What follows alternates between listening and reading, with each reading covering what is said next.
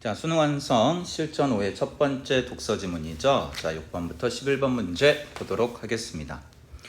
자, 여기는 지문 자체는 어렵지 않은데 미리 얘기할 게 뭐냐면은 우리가 이런 지문이 있잖아요. 이론가들이 여러 명 등장해요. 그러니까 2명, 3명 정도면은 정리가 괜찮은데 막 5명, 6명 이렇게 여러 사람이 등장할 때는 그 이론가들을 정확하게 체크를 하세요. 지문 안에다. 그리고 나서 걔네들이 어떤 얘기를 하고 있는지 이런 것들만 좀 잘 따라가면서 읽으면 어렵지는 않을 겁니다. 자, 볼게요.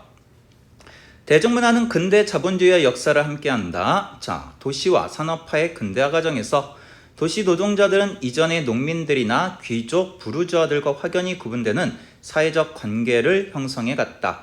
그러니까 이제 이 대중문화의 대상은 도시 노동자들이라는 사람들이네요. 사회학자 블루머는 첫 번째 블루머 등장했어요. 자본주의 사회 속 도시 노동자 집단을 대중으로 처음 개념화했다. 그러니까 대중이라는 말을 처음으로 쓴 사람이 누구냐? 블루머. 자, 그에 따르면 대중은 각기 다른 경제적, 사회적, 문화적 환경을 지닌 사람들로 구성된 어떤 집단? 이질적 집단이다. 그러니까 다른 집단이다. 또한 자, 대중의 성격을 계속 나열하고 있네요.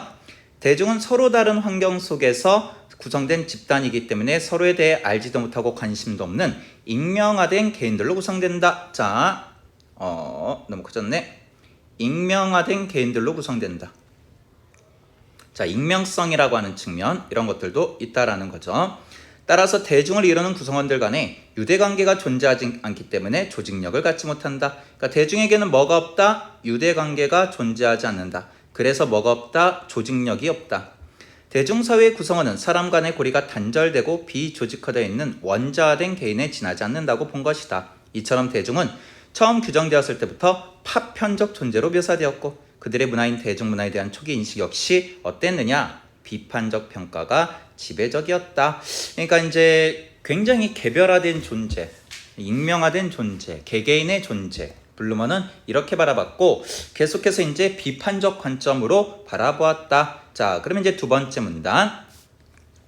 19세기 말 유럽의 문해 비평가들을 중심으로 형성된 리비스주의는 대중문화를 야망과 무질서로 해석하고 문화로 인정하지 않는 보수적 입장을 취했다.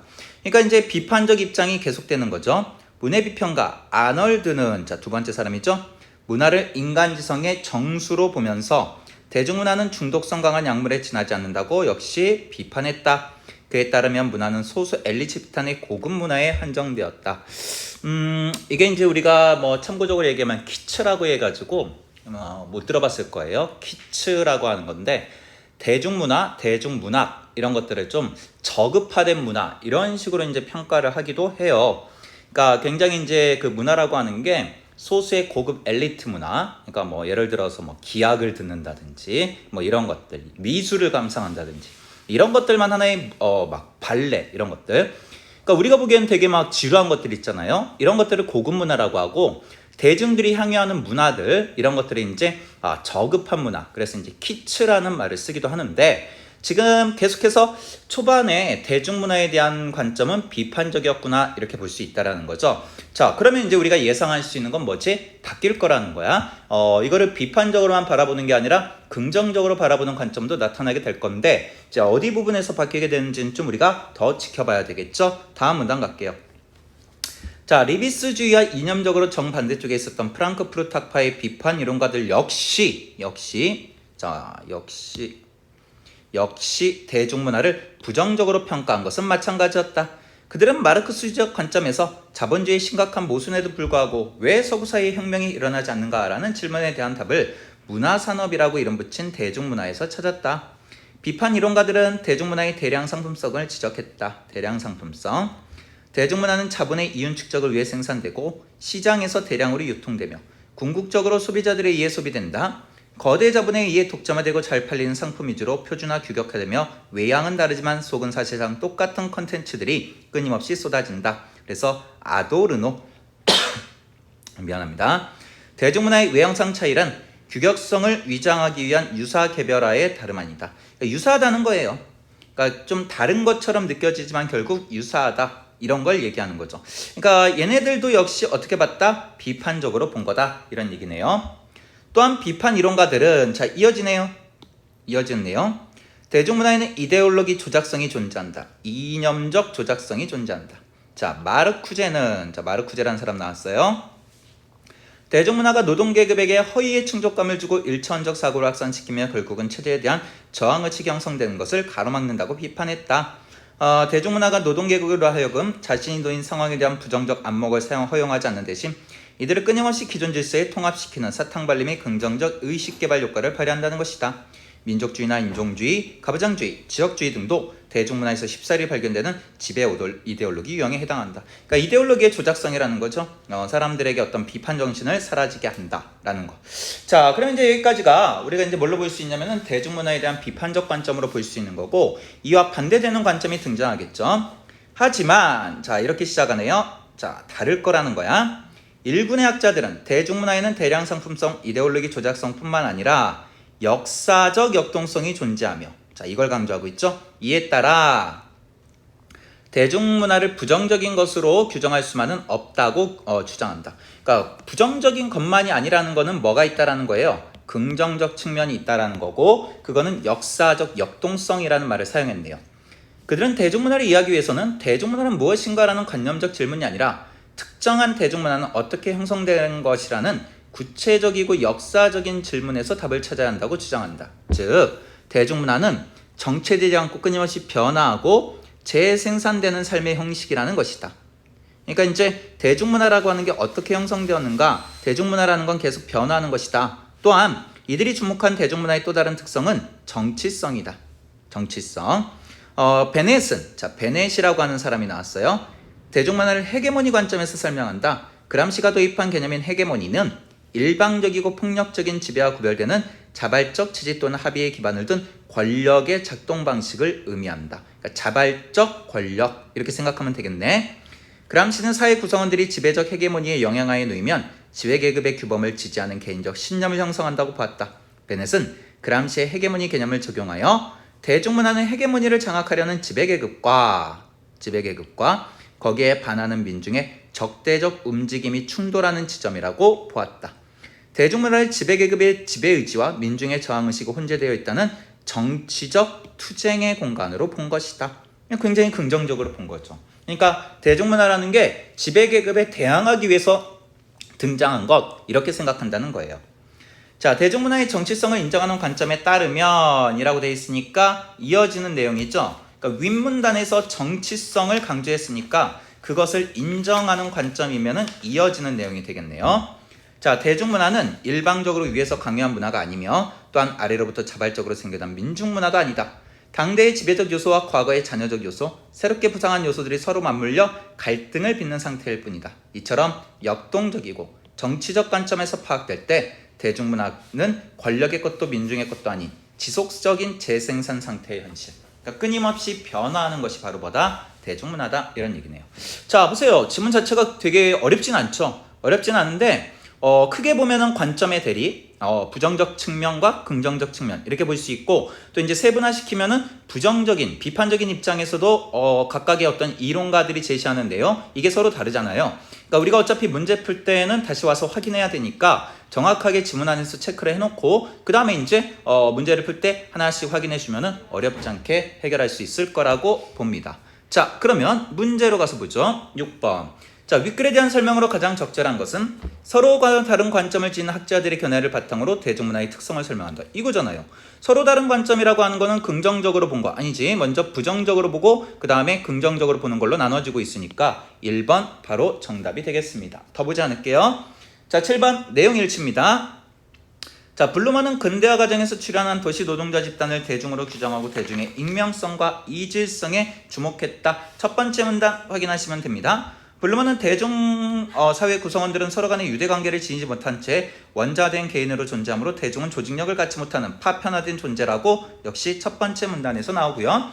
자, 프랑크푸르트학파 비퍼니 이론가들은 대중문화로 의해 민중이 현실에 대한 비판력을 상실한다. 이 두 번째 문단에서 나오는 내용이었어요.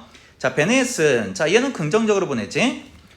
대중문화가 지배계급과 민중 집단의 헤게모니 투쟁의 영역으로 가득하다는 점에서 정치성, 그렇죠. 이걸 주목했죠. 오케이. 베넷은 대중문화가 봉건시대 소수 엘리트 집단의 고급문화에 대항하면서 등장했다라고 되어 있는데 봉건 사회에서 뭐 소수 엘리트 집단의 고급 문화 이거하고는 상관없고 헤게모니를 장악하려는 지배 계급과 이에 반하는 어떤 민중 간의 충돌 여기에서 비롯된다라고 나와 있죠. 그러니까 5번 잘못됐네요. 자, 쉽게 확인됩니다. 자, 다음 보기를 바탕으로 리비스주의를 비판한 내용. 자, 리비스주의는 대중문화를 뭐라고 얘기했죠? 야만적이다, 무질서하다 이런 식으로 부정적으로 봤어요. 자, 그러면 이제 보기 내용을 한번 봅시다. 윌리엄스는 문화를 느낌 구조를 바탕으로 한 삶의 방식으로 파악한다. 느낌 구조 개념은 그가 문화를 분석하는 전제이다. 윌리엄스에 따르면 모든 문화는 특별한 삶의 감각을 지니고 있다. 특별한 삶의 감각이 있대. 모든 문화는. 대중문화도 마찬가지겠죠. 즉 느낌 구조란 특정한 시대, 계급, 집단 내에 형성된 생각과 감정의 공유 집합으로 설명할 수 있다. 어떤 문화를 다른 문화 것들과 구분하여 읽어낼 수 있다는 것은 그것을 공유하는 구성원들 간에 공유된 독특한 느낌 구조를 찾을 수 있다는 것이다. 그러니까 대중 간의 어떤 공유된 느낌 구조가 있다. 이렇게도 볼 수 있겠네. 자, 문화를 공유하는 구성원들은 자신의 고유한 느낌 구조에 기반을 두고 스스로를 다른 것들과 구분짓고자 노력하며 그 나름의 독특한 삶의 방식을 끊임없이 만들어 나간다. 따라서 어떤 문화가 있다는 건 기존의 다른 문화와 차이 나는 그들만의 특색 있는 미적 감각과 삶의 방식이 형성되어 있음을 의미하며 나름의 정당성을 증명한다. 그러니까 이런 측면으로 본다면 대중문화도 나름대로의 어떤 삶의 방식과 정당성이 있다라고 얘기할 수 있겠네요. 보기의 관점에서 얘기한다면. 자, 보죠. 대중문화가 대중 간에 공유되는 독특한 느낌 구조를 갖는다면 대중문화와 고급문화는 동일하다. 아니, 대중문화와 고급문화가 동일하다는 게 아니라 각각의 느낌 구조가 있다 이 얘기죠. 아니에요. 대중문화를 공유하는 대중이 다른 문화와 자신의 문화를 구분지으려 하지 않는다면 대중문화를 고급문화로 규정지을 수 있다? 구분지으려 하지 않는다고 이게 고급문화가 되겠어요? 이런 설명이 아니죠. 대중문화가 다른 문화와 3번 구분되는 고유의 느낌 구조를 갖춘 삶의 방식이라면 대중문화 역시 정당성 있는 문화에 지어들 수 있다. 요거네요. 그러니까 지금 마지막 문단에서 얘기하는 게 여기다가 대중문화를 한번 넣어봐. 그러면은 대중문화 그것도 특색 있는 미적 감각과 삶의 방식이 형성되어 있고 그 나름의 뭐가 있다? 정당성이 있다라고 얘기할 수 있죠. 그래서 3번 설명 괜찮습니다. 뭐 나머지 보지 않아도 괜찮겠죠? 뭐 어렵지 않으니까. 자, 문제나 이런 게 쉬워서 좀 간단하게 보고 있습니다. 자, 9번 윗글을 바탕으로 보기 현상을 이해한 내용으로 적절하지 않은 것. 자, 윗글을 바탕으로라고 되어 있으니까 윗글의 기준을 잡고 보셔야 되겠어요. 최근 다수의 미디어 복합기업이 축구나 야구 등의 주요 스포츠 경기처럼 많은 사람이 즐기는 문화행사의 중계방송을 독점함으로써 보편적 시청권을 침해하는 경우가 발생하고 있다. 이게 뭐냐면 사실 뭐 다 개인적인 얘기지만 가끔 제가 메이저리그를 봐요. 뭐 유현진 뭐 이런 애들이 있으니까. 근데 이제 이게 스포티비 이게 얘기해도 되나? 여기서 이제 독점을 하면서 이게 유료화가 돼 버렸어요. 그러니까 옛날 MBC에서 이제 할 때는 뭐 그냥 MBC ESPN인가 뭐 거기를 통해서 이제 무료로 볼 수 있었는데 이게 이제 거기서 독점하다 보니까 유료가 돼서 우리 흔히 아는 여러분들 좋아하는 손흥민이나 그 다음에 메이저리그 경기가 돈을 내고 봐야 되는 그런 문제가 발생한 거죠. 그러면서 이제 보편적 시청권을 침해한다 이런 말들도 있어요. 미디어 복합기업의 사업 영역 다각화는 특히 21세기 들어 더욱 급속히 진행되고 있으며 이들은 우리의 일상적인 영역까지 새로운 사업 영역을 개척해가고 있다. 미디어 복합기업들이 이윤 극대화를 위해서 일상적 미디어 경험까지 지배하는 경향이 심화됨에 따라 미디어 내용의 저급화와 이데올로기 조작 문제가 제기되고 있다. 이렇게 되어 있네요. 자, 그럼 봅시다. 아널드의 관점에서 보면 대중문화의 중독성으로 인해 미디어 복합기업에 대한 대중의 의존이 심화될 것이다. 아널드는 뭐라고 얘기했죠? 야망과 무질서, 그 다음에 중독성 강한 약물. 그러니까 지문 가서 확인하면 돼. 두 번째 문단. 자, 아도르노의 관점에서 보면 미디어 복합기업이 지배하는 일상적인 문화 영역에서 획일적 규격화가 나타날 것이다. 아도르노는 유사개별화라고 해서 외양은 다르지만 사실 속은 똑같다. 이런 얘기를 했었죠. 자, 마르쿠제에서 관점에서 보면은 미디어 복합 사업의 사업 영역이 다가갈수록 체제의 기존 질서에 대한 순응성이 강화된다. 그러니까 마르쿠제가 얘기한 거는 저항의식을 가로막는다. 그러니까 지문 내용과의 일치 문제야. 자, 베넷의 관점에서 보면 미디어 복합기업에 의한 이데올로기 조작이 심해질수록 대중문화에서 나타나는 정치성이 약화될 것이다. 아니죠. 베넷이 왜 대중문화를 긍정적으로 봤어? 정치성이 있기 때문에 긍정적으로 본 거지. 그러니까 4번 잘못된 거네요. 그람시의 관점에서 보면 미디어 복합 기업들의 일상량에 대한 지배가 심화될수록 그들이 제시한 규범에 따라 행동하는 사회 구성원이 늘어날 것이다. 즉 헤게모니의 장악이 된다. 이런 얘기를 하고 있는 거죠. 정답 4번입니다. 자, 10번 기억 니은을 비교한 것이라고 되어 있는데, 자, 기억 프랑크푸르트 학파 이론가들은 부정적으로 봤던 거고, 자, 그 다음에 니은 1군의 학자들 베넷 같은 사람들은 긍정적으로 봤죠. 자, 그럼 봅시다. 기억과 니은은 대중문화가 다툼과 타협이 나타나는 정치의 장. 기억 그렇게 얘기 안 하죠. 정치성은 니은에서 얘기하는 거니까. 기억과 니은은 모두 당대의 대중문화 속에는 과거의 것과 현재의 것, 새로운 것이 혼재되어 있다. 기억의 입장이 아니라 니은, 긍정적 입장이죠. 기억은 니은과 달리 대중문화가 시간에 따라 변만다. 니은의 입장이죠. 니은은 기억과 달리 대중문화의 대량 상품성과 이데올로기 조작성이 특정 대중문화의 구체적 상태 그 자체를 결정한 것은 아니다. 즉, 왜 그러느냐? 여기에는 역동성이라는 측면이 있기 때문에 그렇다. 정답 4번입니다. 기억은 대중문화의 대량 상품성을 통한 문화적 획일화를, 니은은 대중문화의 역사적 역성통을 통한 문화적 진보. 자, 지금 문화적 진보라는 말을 썼는데 문화적 진보가 아니라 진보가 아니에요. 뭐가 발전한다는 얘기가 아니라 뭔가 새롭게 된다. 계속 변화한다. 이런 얘기를 하려고 하는 거지 더 진보, 발전한다. 이런 얘기를 하는 건 아닙니다. 그래서 정답 4번이 되겠네요. 자, 문맥상 바꿔쓰기에 적절하지 않은 것 이렇게 되어 있습니다. 자, A는 근대 자본주의와 역사를 함께한다라고 했을 때 동반한다라는 거는 함께 한다가 아니라 함께 가다예요. 동반한다라는 거는 함께 가다. 그러니까 함께 한다라는 거는 서로 영향을 주면서 함께 한다라는 얘기고, 이거는 그냥 물리적으로 동반한다는 거는 함께 간다라는 의미를 갖고 있으니까 1번은 적절하지 않습니다. 자, 알지 못한다 B, 무지하다 괜찮아요. 원자화된 개인에 지나지 않는다 C, 불과하다 괜찮아요. 다음에 D, 마찬가지였다 동일했다 괜찮죠? 끊임없이 쏟아진다, 끊임없이 양산, 생산된다, 괜찮아요. 그래서 1번 잘못됐습니다. 자, 뭐 어렵지 않은 지문이라서 조금 빠르게 진행을 했는데요. 질문 있으면 하시고 여기까지 보도록 하겠습니다. 수고했습니다.